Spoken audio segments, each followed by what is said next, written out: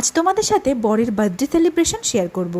বেশ কিছুদিন ধরে ওর শরীরটা খারাপ, আর যেহেতু ওর বার্থডে শনিবার পড়েছিল আর আমরা রোববারে বাড়ির সবাই মিলে একটু ক্যাফেতে চলে এসেছিলাম সেলিব্রেশন করতে। আর জন্মদিন সেলিব্রেশন করব না সেটা আবার হয় নাকি, সেটা ছোট হোক বা বড়। আর প্রথমে এসেই আগে কেকটা কাটিং করে সবাই মিলে ওকে কেক খাইয়ে দিলাম। আর এখানে বাবা আর কাকু বসে রয়েছে।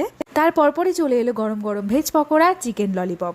আর আমি আর টুইঙ্কেল বুড়িতে জমিয়ে চিকেন ললিপপ খেলাম। তার পরপরই চলে এলো চাউমিন, সেটাও অল্প করে টেস্ট করে নিলাম। আর দেখো এখানে সবাই বসে স্ন্যাক্সের সাথে পুরো আড্ডা চলছে। তারপরে চলে এলো মেন কোর্সে ছিল ফ্রাইড রাইস, বাটার নান, চিকেন কষা, পনিরের 2-3টে আইটেম। খাবার সামনে রেখে কেউ আর খেতে চাইছে না।